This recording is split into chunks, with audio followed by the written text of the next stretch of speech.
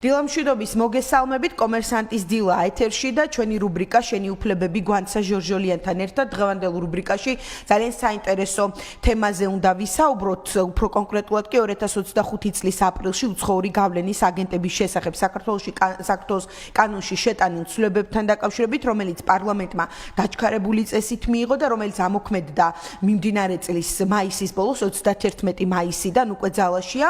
ეს ცვლილებები შეეხება არამხოლოდ კონკრეტულ იურიდიულ პირებს, არამედ ზოგადად ეს გავლენას ახდენს ეს ცვლილება ქვეყნის მართვის პროცესზე, დემოკრატიულ პროცესებზე, ზოგადად მედიაზე, სხვადასხვა არასამთავრობო ორგანიზაციებზე, უფლებადამცველ ჯგუფებზე და ძალიან ბევრი შეფასება მოგვისმენია და წაგვიკითხავს მათ შორის სოციალურ ქსელებში ამ კანონთან დაკავშირებით და დღეს გავიგებთ რეალურად რას გულისხმობს, რაც მოიცავს ეს ცვლილებები, რომლის მსგავსი და ანალოგიც სხვადასხვა ქვეყნებშიც მოქმედებს, მათ შორის ამერიკის შეერთებულ შტატებში და ცნობილი ფარა, რომელზეც ითქვა, რომ სწორედ ფარას ანალოგი მივიღეთ საქართველოშიც, ასევე რუსეთში არის უცხოური აგენტების შესახებ კანონი, თუმცა უფრო კონკრეტულად ჩვენთან რა ხდება, რა მოდელით ამოქმედდა ეს ცვლილებები, სწორედ ამ თემას განვიხილავთ გვანცა ჟორჟოლიანთან ერთად, რომელიც უკვე ჩვენთან ერთად არის სტუდიაში, იურისტი, სამხალხო სამართლის სპეციალისტი და ბიზნეს მრჩეველი. გვანცა მოგესალმებით კიდევ ერთხელ. მოგესალმებით, სალომე და მივესალმებით ჩვენს მსმენელს. მადლობა იმისთვის, რომ ჩვენთან ერთად ხარ და მოდი დავიწყოთ სწორედ აი ამ კანონთან დაკავშირებით განმარტებითი ნაწილით და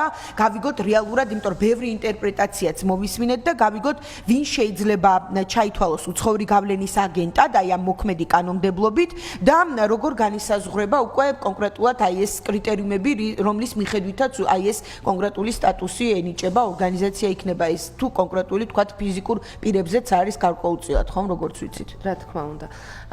პირველ რიგში, სანამ ჩვენ საუბარს და თემას გავხსნე, მინდა კიდევ ერთხელ ხაზი გაუსვა, რომ კანონი, რომელზედაც დღეს ჩვენ ვსაუბრობთ, 2025 წლის 31 მაისს ძალაში შევიდა და გამოქვეყნებულია უკვე საკანონმდებლო მაცნის ვებგვერდზე, შესაბამისად, ყველა ორგანიზაცია, რომელსაც ეხება და ევალება, აუცილებელია, რომ ჩაერთოს, დარეგისტრირდეს, გაიაროს შესაბამისი ნაბიჯები და მიიღოს მონაწილეობა და ჩართული იყოს შესაბამის საჯარო რეესტრის ბაზებში, გააკეთონ განაცხადი, რაზეც დღეს ჩვენ ვისაუბრებთ. თუმცა კიდევ ერთხელ მინდა ხაზი გაუსვა, რომ კანონი ამოქმედებულია 31 მაისიდან და გულისხმობს ძალიან ბევრ სანქციებსა და ჯარიმებს, რომელზედაც რა თქმა უნდა დღევანდელ გადაცემაში გვექნება საუბარი.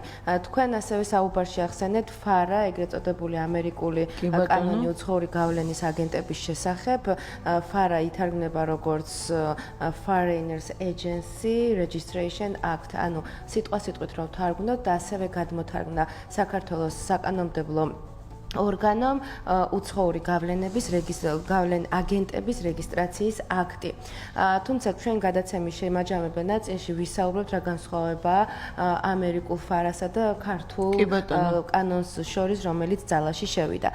თუმცა დასაწყისისთვის, რა თქმა უნდა, ჩვენ მსმენელს უნდა ავუხსნათ რა არის და ვინ არის უცხოური გავლენის მქონე აგენტად, ვინ ითვლება. ეს არის ჩათვლილი ყველა ტიპის არასამეწარმეო იურიდიული პირი ან მედია ორგანიზაცია, არ აქვს მნიშვნელობა საქმიანობის სფეროს, ეს შეიძლება იყოს როგორც უფლებების დამცველი, ასევე სასწავლო მიმართულებით, საქველმოქმედო ორგანიზაცია, ასევე მედია ორგანიზაცია, რომელიც ახორციელებს ინფორმაციის გავრცელებას, ყველა ის ორგანიზაცია, რომელსაც წლიური შემოსავალი 20%-ზე მეტი აქვს უცხოური საერთაშორისო ორგანიზაციებისგან, არ წარმოადგენენ სახელმწიფო სტრუქტურას და არ აქვს ასევე მნიშვნელობა უცხოეთიდან მიღებული ეს დაფინანსება იურიდიული პირისგან იქნება თუ ფიზიკური პირისგან. ერთ-ერთი განმასხვავებელი სწორედ თუ დავიწყებთ ჩვენ შედარებას ამერიკულ ფარასა და საქართველოს კანონმდებლობის შორის არსებულში, სწორედ ეს არის, რომ ამერიკულ ფარაში არ არის მითითებული ფიზიკური პირის დაფინანსებები, მაგრამ ჩვენ შემთხვევაში დამატებული არის, რომ არამხოლოდ იურიდიულ პირებს, საერთაშორისო ორგანიზაციებს აქვთ დაფინანსების უფლებამოსილება და სწორედ ამ შემთხვევაში უნდა დარეგისტრირდეს როგორც უცხოურ გავლენების მქონე აგენტად, აქაური ორგანიზაცია, არამედ უცხოეთ ყოველ ფიზიკური პირის დაფინანსების შემთხვევაში უცხოური გავლენის აგენტად უნდა დარეგისტრირდეს საქართველოში მოქმედი ორგანიზაცია. კანონში ასევე მნიშვნელოვნად არის ჩაწერილი საზოგადოებრივი თუ ახორციელებს საზოგადოებრივ საქმიანობას. საზოგადოებრივი საქმიანობა ძალიან ფართოა, გაგებით და ძალიან ბევრ საქმიანობას გულისხმობს დაწყებული ადამიანის უფლებებიდან დამთავრებული მაგალითად სამედიცინო მომსახურებებით, კონსულტირებით, შეიძლება იყოს პროფესიული საქმიანობების მხარდაჭერა, ამან შეიძლება პროფკავშირებიც მოიაზრებოდეს, შეიძლება იყოს საგანმანათლებლო პროგრამებიც. ყოველ შემთხვევაში საზოგადოებრივი საქმიანობა იმდენად ფართო სპექტრია, რომ ფაქტიურად საქართველოს კანონმდებლობამ ყველა არასამეწარმეო ორგანიზაცია და მედია ორგანიზაცია მოაქცია აი ამ ქუდის ქვეშ, რომ აუცილებელი არის დარეგისტრირდნენ როგორც უცხოური გავლენის აგენტად. შესაბამისად, როდესაც რეგისტრაციაზე იწყება განაცხადი ან მაგალითად მიიღო დაფინანსება კომპანიამ ან ორგანიზაციამ, ისინი დაუყოვნებლივ ვალდებულები არიან, რომ განახორციელონ შესაბამისი დოკუმენტაცია რეგისტრაციის. და დარეგისტრირდნენ შესაბამის რეესტრში. კი ბატონო, რეესტრში რეგისტრირდება იურიდიული პირი, ანუ ორგანიზაცია თავისი თანამშრომლების შესახებაც წარადგენს ის ინფორმაციას, თუ დამატებით შესაძლოა მოითხოვოს მარეგისტრირებელმა რაღაც კონკრეტულ პირზე დოკუმენტაციის წარდგენა. აი აქ როგორ არის, იმიტომ რომ ბევრი ინტერპრეტაცია ითქვა, ეს ეხება თუ არა ფიზიკურ პირებს დარეგისტრირების ნაწილში, ან რა შემთხვევაში შეიძლება გავრცელდეს მათზე. არის განსაზღვრული დოკუმენტები, რომელიც ორგანიზაციამ აუცილებელია რომ წარადგინოს. და თუმცა ჩანმონდათვალში არ არის მითითებული, რომ აუცილებელია ყველა თანამშრომლის ინფორმაცია. მაგრამ ასევე საქართველოს არსებულ კანონმდებლობაში, კანონში ხვდებით ჩანაწერს, რომ სამსახურს აქვს უფლება-მოსილება მოითხოვოს დამატებითი დოკუმენტაცია და აი ამ დამატებითი დოკუმენტაციის გაშიფრვა ნამდვილად არ არის მითითებული. ამიტომ თუ ჩვენ შევაჯამებთ და კანონმდებლობიდან გამოვდივართ, ვიტყვით, რომ კი დოკუმენტი, სადაც არის მთავარი რეგისტრაციის ორგანიზაციაში უნდა მიეთითოს, ვინ არის თავმჯდომარე, მაგრამ არ გულისხმობს თანამშრომლების პერსონიფიკაციას, თუმცა კანონი ასევე აძლევს სამსახურს იმის უფლება-მოსილებას, რომ მოითხოვოს დამატებითი დოკუმენტაცია და იქ განსაზღვროს რა ტიპის დამატებითი დოკუმენტაცია ჭირდება. ხშირ შემთხვევაში არის, რომ მოდესაც ორგანიზაციას წლიური ბრუნვა 20%-ზე მეტი აქვს და მთლიანად არის დამოკიდებული საერთაშორისო დონორ ორგანიზაციებზე, ისინი ითხოვენ იმ პროექტის ხელმძღვანელების და ამ პროექტში ჩართული დასაქმებული პირების შესახებაც ინფორმაციას, რომ ამის ასახვა მოხდეს ბაზაში. კი ბატონო, აი ჩვენ ვახსენეთ და ახსენე შენ სანქციების თემა, რომ თუ არ ვემორჩილებით აი ამ კანონმდებლობას, რაც ზალაში არის უკვე 31 მაისიდან, წინააღმდეგ შემთხვევაში არის შესაბამისი სანქციები. ხომ ამაზეც რომ განმარტოთ, რას გულისხმობს, ან რა კონკრეტული ვადებია, ვთქვათ, წარდგენისთვის, აი რა პერიოდში უნდა მიმართოს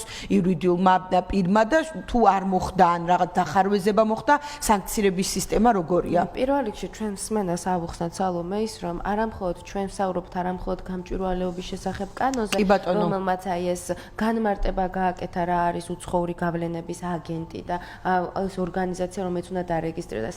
არამედ ახლა ჩვენ ვსაუბრობთ უცხოური გავლენების აგენტის რეგისტრაციის აქტზე, რომელიც სწორედ ეს აქტი არის დაჩქარებული კანონმდებლობით მიღებული აპრილის თვეში და ძალაში 31 მაისიდან შევიდა. ჩვენ ვიცით, რომ გამჭვირვალეობის კანონში იყო ძალიან ზოგადად განსაზღვრული ქმედებები, რა ქმედებები უნდა განეხორციელებინა ორგანიზაციას. თუმცა იქ იყო მხოლოდ ერთადერთი სანქცია, რომ თუ არ დარეგისტრირდებოდა, კომპანია მიიღებდა პირველ ეტაპზე 25,000 ლარიან ჯარიმას, თუ ეს ამას კიდევ განმეორებით შემთხვევაში არ განახორციელებდა და სამსახურს ჰქონდა უფლება-მოსილება, რომ 10,000 ლარით დაეჯარიმებინა. თუმცა სწორედ აპრილის თვიდან რა კანონმდებლობაც გვაქვს და ძალაში რაც 31 მაისს შევიდა ეს უცხოური გავლენების რეგისტრაციის აქტი დააკონკრეტა და განსაზღვრა მათ შორის რეგისტრაციის წესი, მათ შორის დეკლარაციის წარდგენის წესი, განსაზღვრა თუ ან არასრული ინფორმაციის წარდგენის შემთხვევაში სანქცია, თუ მაგალითად განსაზღვრა რომ თუ კომპანია დარეგისტრირებული არის უცხოურ აგენტად, ამ შემთხვევაში მის ნებისმიერ საინფორმაციო სივრცეში ეს იქნება ვებ გვერდი, ეს იქნება სოციალური ქსელი, ეს იქნება ნებისმიერი ბანერი, სადაც ის თავის პრეზენტაციას გააკეთებს, ვალდებულია რომ მიუთითოს, რომ ის არის უცხოური გავლენების აგენტად რეგისტრირებული შესაბამის ორგანოში. თავიდან რომ დავიწყოთ, რომ გასაგები იყოს მსმენელისთვის, პირველი რაც ევალება ასეთ ორგანიზაციას არის რეგისტრაცია. რეგისტრაცია ჩვენ ვიცოდით, რომ ეს იყო საჯარო რეესტრში, შესაბამის სამსახურში. თუმცა აქაც მოხდა უფრო გაშიფრვა და დაკონკრეტება, შემოიტანა ახალმა კანონმდებლობამ ანტიკორუფციული ბიურო, რომელიც არის 2023 წელს შექმნილი, თუმცა არ ქონდა უფლებამოსილება, რომ მსგავსი ორგანიზაციები გაეკონტროლებინა.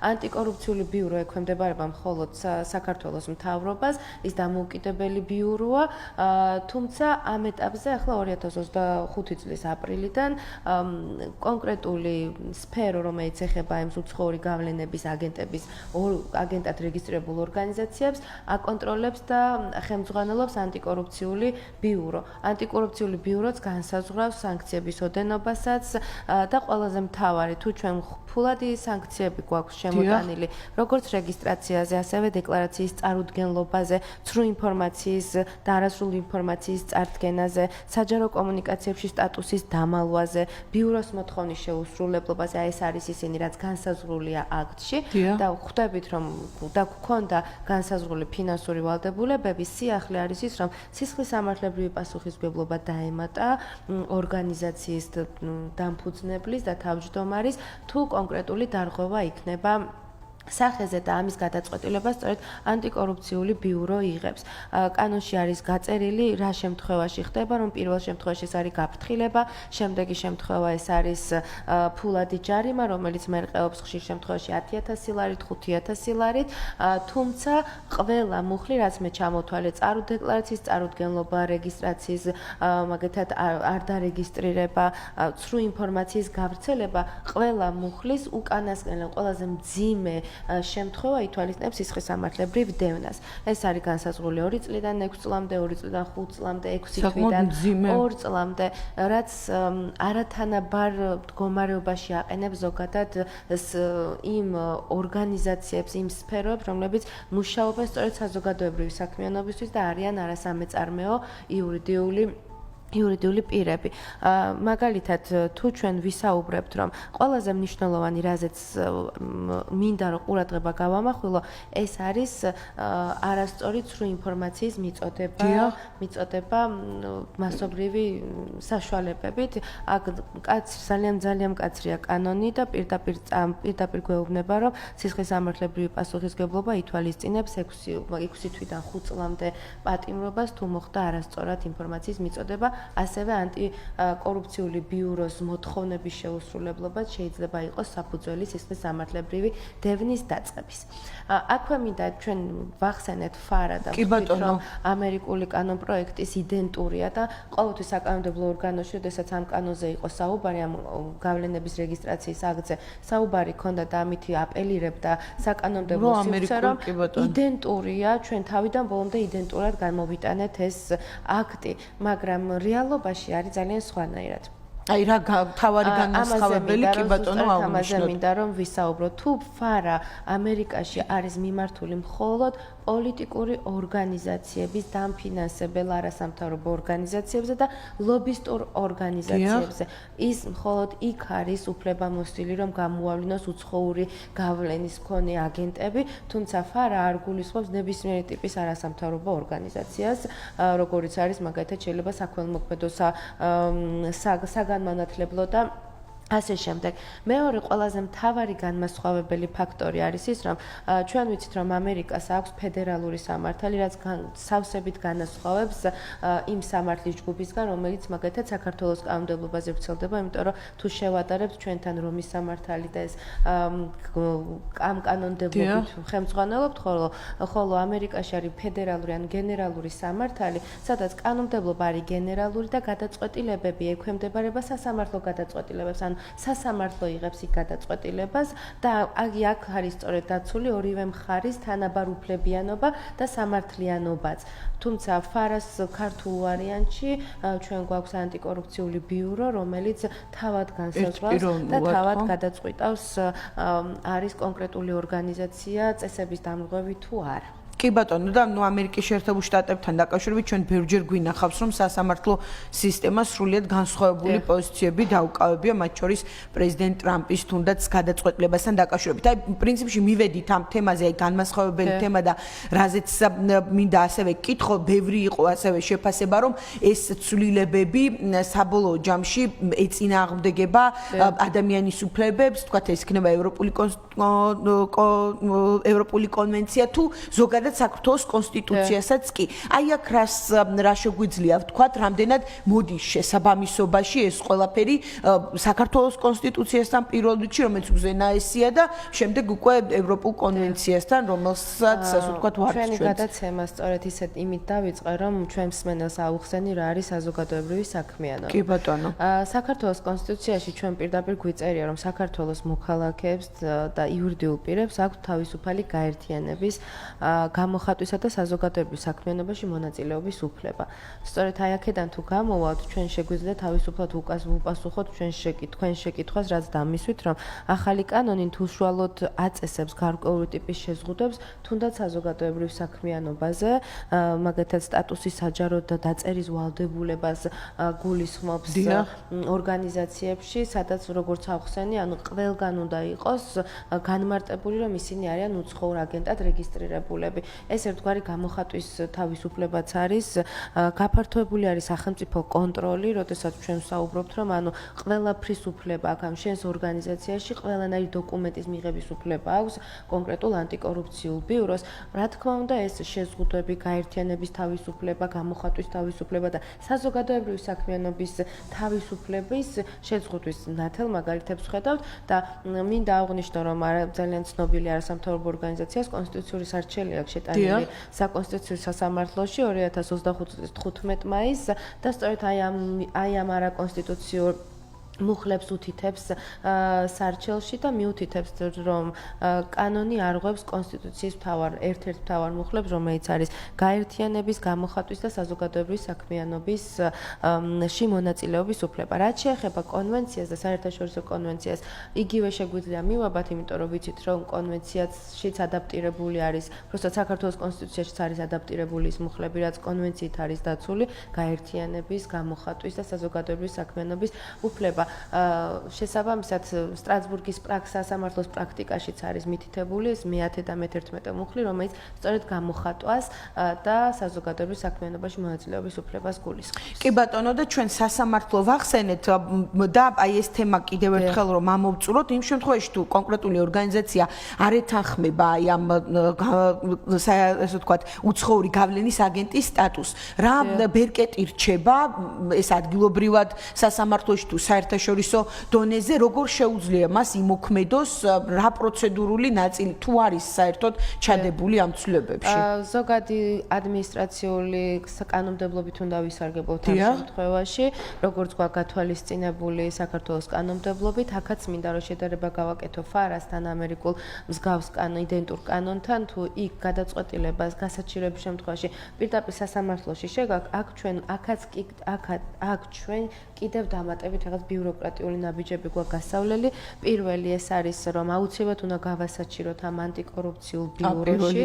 პირველი ნაბიჯი ეს არის. ამის შემდეგ უნდა შევიტანოთ ადმინისტრაციული საჩივარი სასამართლოში, თუმცა პირდაპირ სასამართლოში მიმართვის უფლება არ აქვს ორგანიზაციას, იმიტომ რომ ადმინისტრაციული კანონმდებლობა ითვალისწინებს პირველ ეტაპზე გასაჩივრდეს იმ ადმინისტრაციულ ორგანოში, რომლის გადაწყვეტილებაც არის მიღებული, ანუ შესაბამისად ვერ გამოვტოვებთ ამ პირველ ნაბიჯს და სასამართლოში ვერ მივათ, იმიტომ რომ სასამართლო სარჩელს არ მიიღებს წარმოებაში, ვინაიდან ჩვენ ეს პირველი ნაბიჯი არ გვექნება გავლილი. ამიტომ პირველი ეს არის, რომ უნდა მიმართოს ორგანიზაციამ ანტიკორუფციულ ბიუროს საჩივრით, აი ამ გასაჩივრებულ და მიღებული გადაწყვეტილება, რაც მიიღებს ბიურო და ხშირ შემთხვევაში, რა თქმა უნდა, გადაწყვეტილებას იგივეს დატოვებს, რაც მანამდე მიიღო. თუმცა აი ამ გადაწყვეტილების გასაჩივრების უფლება ექნება ორგანიზაციას სასამართლოში.